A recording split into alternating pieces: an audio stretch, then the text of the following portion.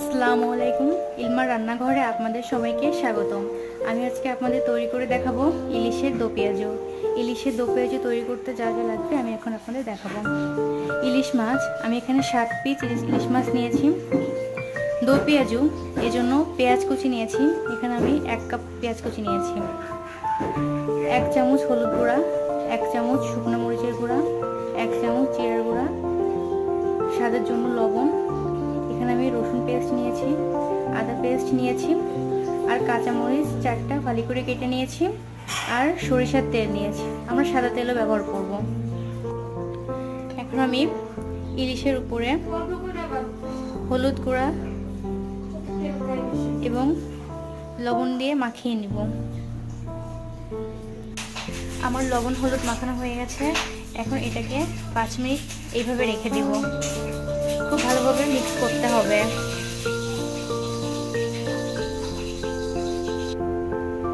আমি এখন প্যানে তেল গরম করতে দিব। আমি সরিষার তেল গরম করতে দিয়েছি।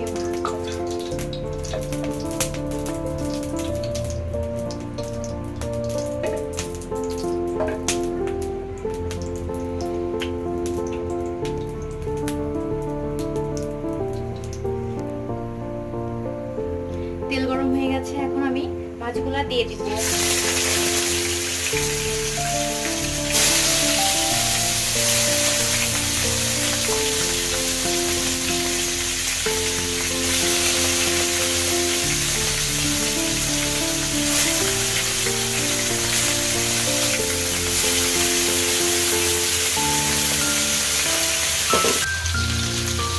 ইলিশ মাছগুলা খুব সাবধানে ভাজতে হবে, কারণ মাছগুলো ভেঙে যেতে পারে।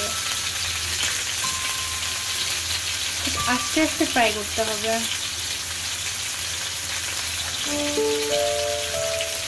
আর অল্প আঁচে এটাকে ভাজতে হবে। ইলিশ মাছটা প্রায় ভাজা হয়ে গেছে। এখন আমি এটা নামিয়ে ফেলবো। আমি ওই ভাজা তেলেই পেঁয়াজটা দিয়ে দিব।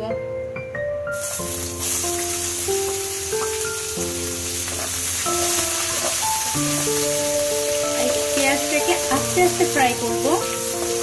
আমি গ্যাসের চুলার আঁচটা অনেকটা কমিয়ে দিয়েছি।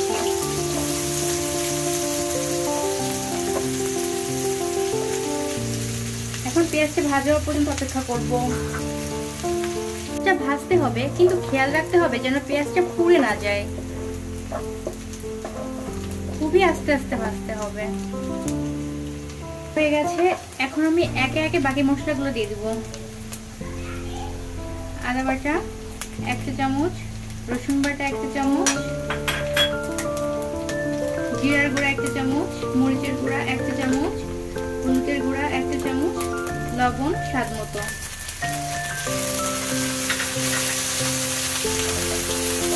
এখন এই মশলাটাকে ভালোভাবে কষিয়ে নিতে হবে। এখন আমি পানি অ্যাড করবো সামান্য।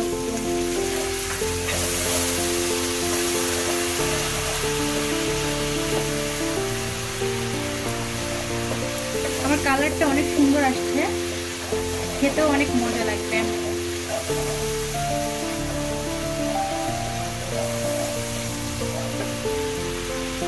আপনারা চাইলে পেঁয়াজ একটু বেশি করে দিতে পারেন, কারণ যেহেতু এটা দো পেঁয়াজু, সেটা পেঁয়াজটা বেশি করে দিতে হবে। এখন আমি এর ভিতরে কাঁচা মরিচ দিব।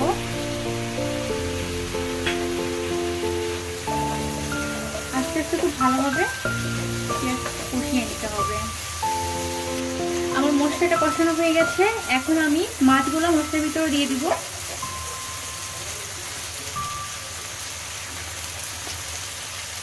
আস্তে আস্তে দিতে হবে যেন ভেঙে না যায়। রান্নাটাও কিন্তু খুব আস্তে আস্তে করবেন। এখন আমি এর ভিতর সামান্য একটু পানি অ্যাড করব। খুব বেশি পানি না, সামান্য একটু পানি অ্যাড করব।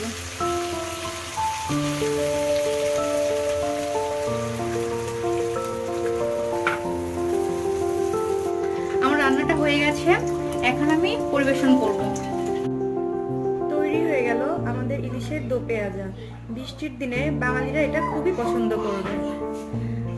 আমার রান্না যদি আপনাদের ভালো লেগে থাকে তাহলে কমেন্টস করে জানাতে ভুলবেন না, এবং আমার নতুন নতুন ভিডিও পেতে অবশ্যই আমার চ্যানেলটিকে সাবস্ক্রাইব করবেন। আমাদের সঙ্গেই থাকবেন। আল্লাহ হাফেজ।